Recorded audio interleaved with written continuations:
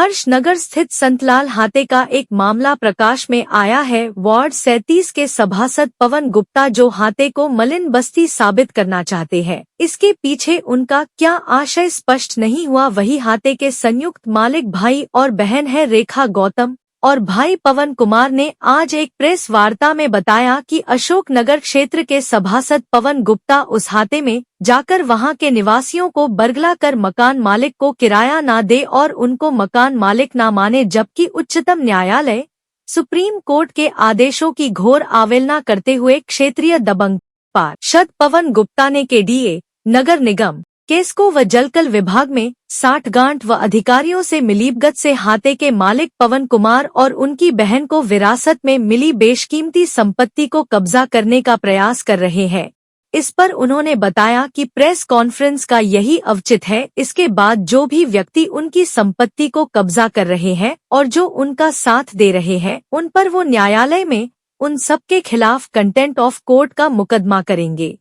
वो आज दिन हाथे में आकर सभी को इकट्ठा कर लेते हैं। इकट्ठा करने के बाद आज उन्हें भड़काते रहते हैं। भड़काने के साथ साथ में जब वो, क्योंकि हमारे हाथे में कोई इतना पढ़ा लिखा है नहीं, तो उन्हें सब इकट्ठा करने के बाद वो कहते हैं ये नगर निगम की ज़मीन है, मलिन बस्ती है और इसमें कुछ नहीं हो सकता, जो हम चाहेंगे वो होएगा।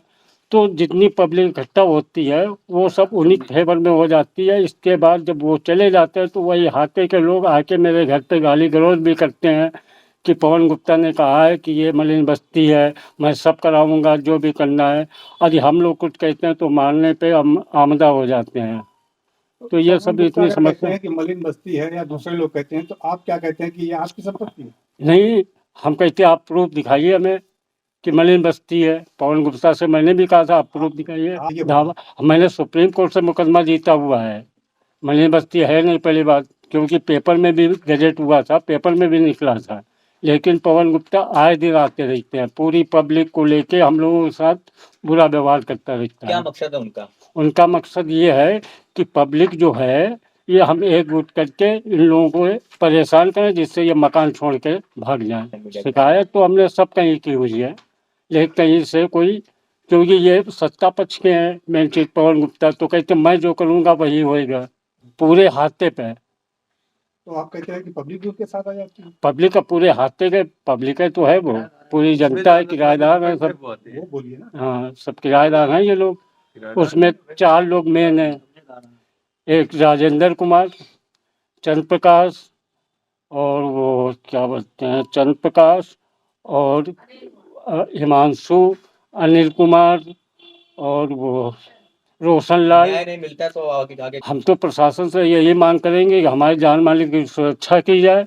आज कभी भी पवन गुप्ता आते हैं तो उससे आने के बाद हम लोगों की सुरक्षा करने का बंदोबस्त किया जाए। एक प्रश्न या अत्याचार किया हुआ है? वो मेरे पुरखों की जमीन है, रजिस्ट्री है, 1928 में 24 में परचेज की गई है, उसके पेपर है सर। मामला ये है कि ये खाता है, संतलाल का खाता कहलाता, 1924 में पवन कुमार के बाबा लोगों ने खरीदा था। इसमें ऑनरेबल हाई कोर्ट इलाहाबाद और honourable supreme court of India ने सन 88 में ऑर्डर पास करके रखा हुआ है कि पवन कुमार के बाबा लोग इसके मालिक है, ये मलिन बस्ती नहीं है। लेकिन वहां पर लोग बहुत सारे किराएदार हैं, उससे ज्यादा वहां गैर कानूनी कब्जेदार हैं जो चाहते हैं इस जमीन को जबरदस्ती के लिए हथिया करके सबोटेज कर लें। इसमें मुख्यतः किन लोगों का मुख्य रोल है? मुख्य रोल जो है वहाँ के जो पार्षद हैं पवन गुप्ता जी, वो इसको लीड कर रहे हैं इस पूरे उसको। और ऑनरेबल हाई कोर्ट की जब बात की जाती है, सुप्रीम कोर्ट की बात की जाती है, तो वो कहते हैं बहुत सा ऐसा चल बन रहा है, ये जमीन मलिन बस्ती है। और केडीए के लोग भी आ जाते हैं उसमें, नगर निगम के लोग भी आ जाते हैं। नगर निगम से कौन कौन आता है? मतलब क्या इस बात को लेके वो महापौर की या उनके बेटे बंटी पांडे के नाम का इस्तेमाल करते हैं या उनका कोई इन्वॉल्वमेंट है? इस मामले में नहीं है, हम लोगों ने कभी उनको देखा भी नहीं है इस जगह पर। हाँ, और ना ही कभी जो है हमारे क्लाइंट ने कभी ऐसा कुछ बताया है हाँ, कि वो लोग आ रहे हैं, उन लोगों का इनसे कुछ लेना देना नहीं है। वो लोग तो लॉ अबाइडिंग लोग हैं, वो लोग लॉ अबाइडिंग लोग हैं। उनका जो है बेटा अनुराग पांडे जो है हम लोगों के साथ कलीग है, हाँ, वो कहता है कानून की जो प्रक्रिया है वो करेंगे। हम लोग जो यहाँ पर दादागिरी करने के लिए थोड़ी बैठे हुए। बिल्कुल जी। जिसकी जो जमीन है वो ले जाओ, हम लोगों को अपने चाहिए जनता की सेवा करना है, तो हम लोग जनता की सेवा कर। ये पूछना चाह रहा हूँ, इस विषय पे आपने किन किन विभागों को सूचित किया और सरकार से या प्रदेश सरकार से आप क्या उम्मीद रखते हैं? हमने इसमें डीएम को एक लेटर भेजा हुआ है और नोटिस एक भेजी है केडीए के वीसी को और केडीए के जो है महापौर जी को भी भेजी थी। उन्होंने भी कोई जवाब नहीं दिया और किसको के एमडी को भेजा, उनके जो है जीएम वगैरह लोगों को भी भेजा, लेकिन जवाब कहीं से नहीं आया। अब स्टेट तो कम से कम इस तरह की बात करती है कि जो आदेश हैं अदालत के उनका पालन करवा दिया जाए, तो स्टेट खुल करके सामने नहीं आ रही है। लेकिन एक मामूली सा पार्षद अगर इस तरह के में सुप्रीम कोर्ट और हाई कोर्ट को जा करके डंडा दिखाएगा, उठा करके कहेगा कि ऐसा कुछ नहीं है, तो अब हम उसके लिए पीछे किसकी साजिश समझ सकते हैं? तो इसका मतलब कहीं ना कहीं जो बैक साइड पे जो उनकी जो पुष्टपनाही हो रही है। आपको क्या लगता है इनके बैकअप के लिए कौन लगा है जो ये इतनी बड़ी बड़ी बातें करके धमका रहे हैं और ये कर रहे हैं, जैसा कि आपने बताया? शासन के लोग जो हैं वही हो सकते हैं। जहां तक के जो है महापौर जी उनकी फैमिली का ताल्लुक है, उन लोगों को हमने कभी जो है देखना दिखाना तो दूर की बात है, उसके इर्द गिर्द हमने कभी नहीं देखा है, ना मेरे क्लाइंट ने देखा है। पवन जी, मैं आपसे एक बात पूछना चाह रहा हूं, अगर इस विषय पे अगर आपको जल्द ही न्याय नहीं मिलता है तो अंततः आप क्या करेंगे? सर, हम कोर्ट ऑफ कंटेम्प्ट में जाएंगे सरकार के खिलाफ और वहाँ भी ये पवन गुप्ता पार्षद के खिलाफ। अच्छा, ये पवन गुप्ता जी आते हैं तो ये आपसे क्या किस टाइप की बातें करते हैं या क्या दबाव बनाते हैं इस क्षेत्र में रहने वाले लोगों से? सर जी, मलई बस्ती तो है नहीं, वो वहाँ पे अफवाह फैलाते हैं कि मलई बस्ती है, नेतागिरी चमकाने के उद्देश्य से कभी सीवर लाइन, कभी पाइप लाइन, कभी कुछ ये सब करते हैं, वहाँ पे आते हैं। तो हम विरोध करते हैं तो हमको धमकाते हैं और बाकी जो अवैध किराएदार हैं वहाँ के इनके सब संरक्षण